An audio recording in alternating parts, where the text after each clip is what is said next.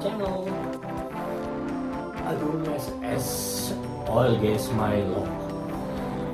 Kami memberanikan diri untuk membuka channel ini dengan harapan insya Allah bermanfaat. Oke, perkenalkan dulu, nama saya adalah Agung Supomo Sulaiman, di mana kurang lebih saya memberanikan diri sebagai operator daripada channel ini untuk bertukar pikiran, berbagi pengalaman terkait dengan kegiatan-kegiatan perminyakan, pertambangan dikaitkan dengan hubungan internasional, geopolitik segala macam. Nah, begini, saya Agung Supomo Sulaiman. Alhamdulillah pendidikan saya di Fakultas Hukum itu tahun 73. Ya kan, saya masuk Fakultas Hukum untuk mengambil jurusan Hukum Internasional, di mana di dalam Hukum Internasional tersebut saya mendapatkan pelajaran hubungan internasional, di mana di dalamnya itu ada geopolitik. Nah, ini sangat menarik karena dalam pengalaman hidup saya akhirnya terjun di dalam bidang hukum pertambangan dan perminyakan, ya kan, khususnya, ya kan, karena memang pengalaman hidupnya begitu ditentukan oleh Tuhan. Pertama, saya tadinya kan mau masuk Deplu nih, karena mau ambil hukum internasional. Tapi jalan hidup mengatakan bahwa saya terjun di dalam bidang hukum, praktek hukum, bisnis ya, hukum bisnis. Karena saya pertama kali ngelamar, waktu saya sedang bikin skripsi, saya ngelamar di Anand Nasution, alhamdulillah diterima. Nah, di situ saya mulai belajar mengenai apa itu lawyer, business lawyer, dan kaitannya dengan modal, korporasi, begitu juga dengan pembiayaan daripada bisnis itu. Nah, itu kemudian berlanjut 5 tahun saya berada di sana, alhamdulillah. Saya banyak belajar dari Bang Dulu, ya kan, dan lawyer-lawyer yang berada di sana. Nah, kemudian saya 5 tahun setelah itu saya masuk ke Hafco Indonesia, yaitu suatu perusahaan minyak yang menghasilkan minyak dan gas, di mana gasnya itu diproses menjadi LNG, yaitu liquid natural gas. Itu diproses di Bontang untuk kurang lebih diekspor bersama dengan oil companies yang lain, oil gas companies yang lain, bersama-sama mengekspor ke Jepang yang membutuhkan LNG tersebut. Nah, di dalam pengalaman sebagai in-house counsel, nah saya di sana melapor kepada Pak almarhum John S. Karomoy, tadinya semula kepada Dick Agee. Dua-duanya saya lapor itu mereka adalah kurang lebih senior vice president exploration production. Nah, di situ saya banyak sekali pengalaman membuat kontrak segala macam. Kemudian saya setelah 5 tahun dari FICO, saya kemudian terjun membuka warung sendiri, mencoba membuka warung sendiri karena saya pengen mencoba, ya biasalah, pengen sebagai lawyer kan kita kadang-kadang pengen mencoba buka warung. Nah, di situ kemudian saya bersama dengan rekan saya membuka law firm yang kebetulan juga fokusnya pada oil and gas dan mining. Nah, itu pengalaman kurang lebih 3 tahun. Setelah itu saya masuk ke dalam Freeport. Waktu itu pilihan antara Freeport sama Total, tapi karena di oil and gas itu saya udah pernah di FICO, ya kan, di FICO dan ya Hafco. Nah, kemudian saya memilih untuk mencari venture yang lain, yaitu menjadi in-house counsel di PT Freeport, yaitu Copper and Mining. Nah, di sini saya banyak belajar sebagai in-house counsel juga. Saya di situ bertugas kurang lebih intisarinya mendapatkan tugas untuk kurang lebih mengkoordinir financingnya.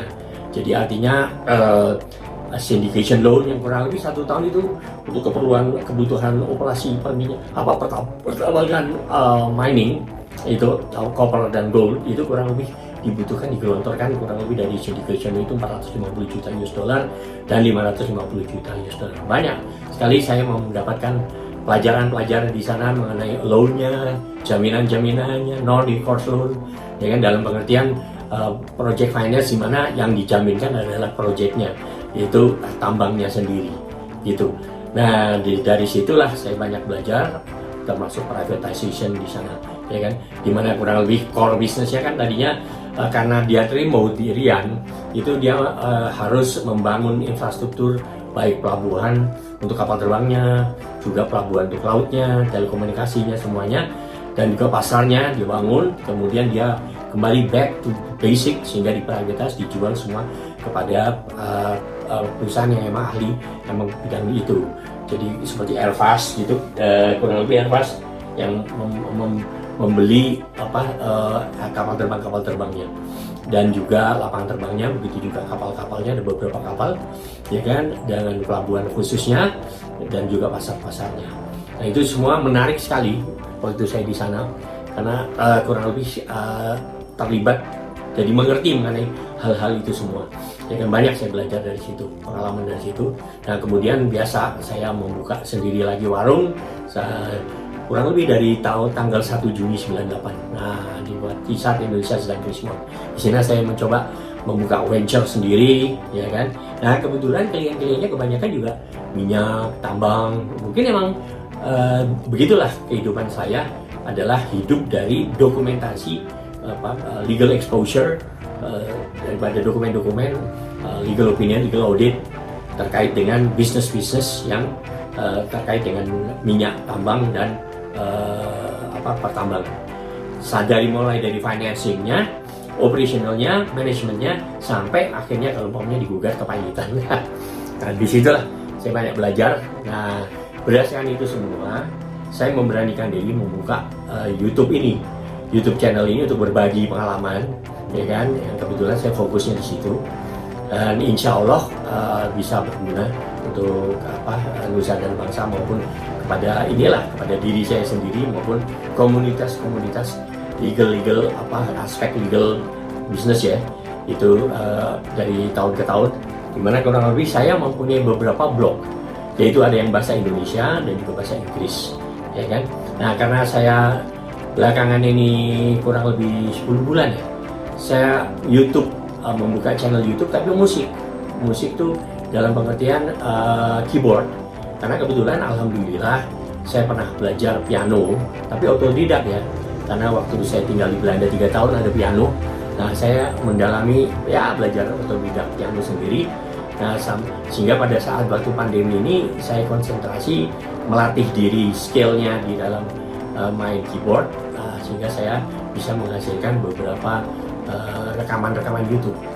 Begitu juga cara mengedit. Nah dalam pikiran saya, kenapa nggak sekalian saja saya juga bikin YouTube untuk terkait dengan pengalaman 35 tahun sebagai business lawyer, ya kan, di dalam pertambangan perminyakan ini, ya kan. Apalagi melihat kondisi keadaan dunia sekarang ini, banyak sekali geopolitik yang terkait dengan kekayaan alam, ya kan, pipa gas yang melewati tempat-tempat strategis, ya kan, di mana untuk bisa mengendalikan dan menguasai atau memastikan, menjamin negara-negara besar atas supply daripada kebutuhan energi tersebut untuk kapal mereka, kapal tempur segala macam, kita bisa lihat sendiri, baik yang terjadi di Timur Tengah, ya kan, maupun yang terjadi di Laut Cina, ya kan.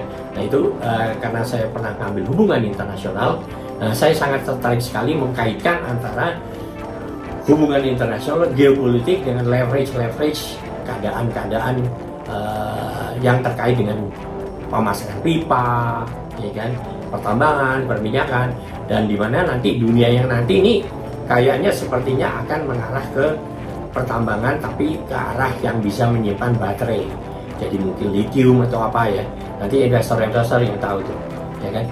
Jadi artinya kan kita hidup di dunia satu ini saja, ya kan.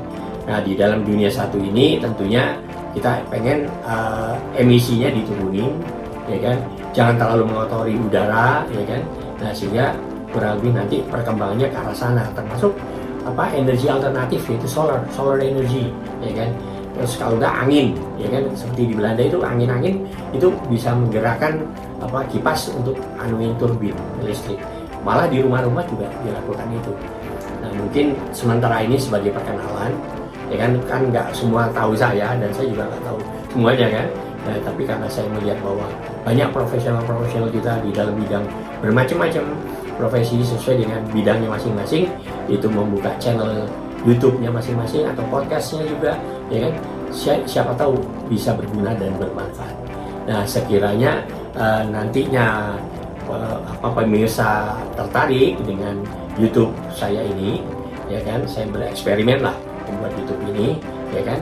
Nah, silahkan nanti di subscribe atau di like kalau emang ada manfaatnya. Nah, mungkin itu dulu perkenalannya, karena saya di dalam tulisan di blog-blog yang saya tulis bahwa saya juga akan berminat untuk membuka YouTube berkaitan dengan persoalan-persoalan yang kaitannya dengan geopolitik, leverage, perundingan antara beberapa negara untuk melihat investasi-investasi yang perlu dilakukan, di mana ada kompromi-kompromi antara beberapa negara terkait dengan masalah minyak, tambang, dan nanti lithium mungkin ya. Nah, mungkin itu sekian dulu perkenalannya.